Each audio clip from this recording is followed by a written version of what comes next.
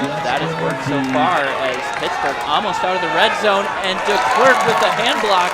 Do we count it? Does it go to Hanscom? It might go to Hanscom as he was the last one who caught it. We will see. DeClerc makes an impact play, and a huck up to Hansen close to the goal line. He's able to make the grab. Who does he have with him? He's got Bergmeyer for the goal. And that's an opening break here for Minnesota. We'll be checking the stats to see if DeClerc was given a D. The reason that's important, he is one away. As what a grab by Barkas. It's not ruled in. And now Barkas goes over the top, and the catch is made. That's Peter Mann over those last few. If y'all haven't watched the game that was Minnesota at Pittsburgh, I'll let you talk about the shot. Right, he's going deep. Hanscom back there. Hanscom makes the D. Great play. I was not expecting the handler usually to just sprint deep. All of these pulls from the left to the right have been upwind, and they have all gone in the end zone as Pittsburgh takes a shot, and it's not up to Salvo Fernandez. Goes forehand through the defense, goes a cutting Klain. Klain looks for his favorite target, Vinotka, who is in acres of space in the end zone. And that is Oliart, who goes up for Benvenista, and he makes the grab over 4 Minnesota defenders, actually. What a play by Benvenista. Incredible play, and it's kind of... Brandt, of course. The main handler, high release, and a grab made with the left hand. What a play by Klain. He was not looking until that disc was about 4 feet. On the offense, he's been getting a little bit more D time, but a short field opportunity for Pittsburgh here. Vukovic, our player to watch, makes a beautiful throw towards the far side of the field, gets the goal. I would have loved to see this matchup with Hoffenkamp here. Mullen goes deep. It's another shot. Burnett's there, and he makes the D. Big contact, but I think both of them were there for it. As Vinotka goes hammer up towards Suflo, and he makes the grab. Very quick break for Minnesota. The fans are into it. This is athletic play after athletic play.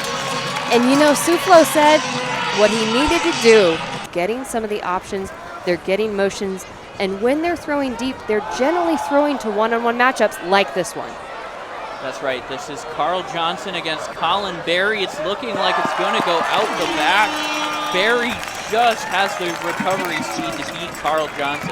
Remember, so it's an interesting dynamic. This team has played here so many times. Big shot. And Lacey makes the grab in the end zone.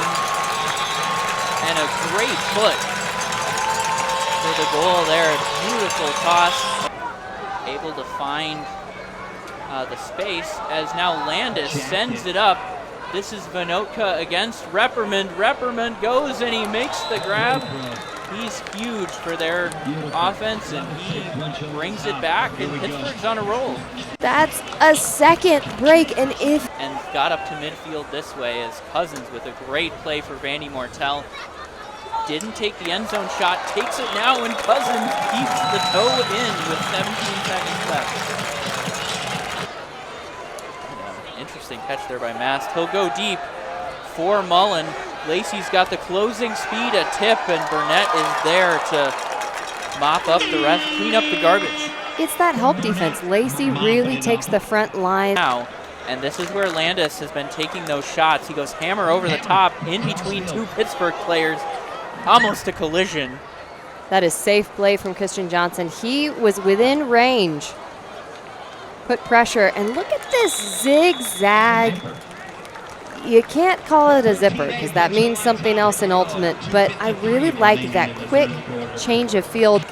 Could have made a full catch, but definitely made a play, and there's the play. And gets the D for Minnesota. There's the full catch. So he made up for it on that one as Lacey sends it deep for DeClerc.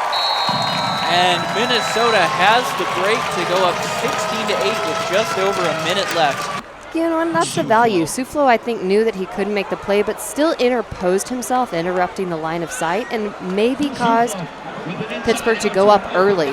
And Barkas with the grab. Soufflo with the toss. 12 seconds left in the quarter. Will Pittsburgh take another shot? Landis will. He's been taking them all day.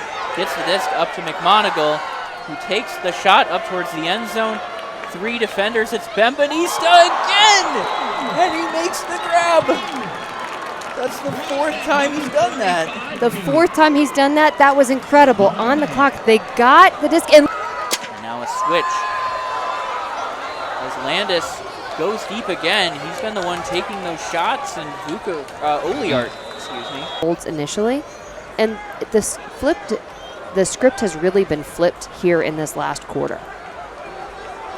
And Brandt now on the doorstep, goes far side of the field. And Barry's got it for the goal. We saw Brandt get out of that double team with a huge play, so we'll want to finish out on a high. Just about 50 seconds left. Landis takes another long shot. You see Matthew Johnson is going to get there first, but it hangs up. And that's it! That's the record winner. Dylan DeClercq breaks the record. He is now the all-time block leader for this Minnesota team, and the fans go nuts. That was insane. He was falling down and flicks his arm out, flails to try and get an attempt at this disc. I'll tell him you told him he flailed.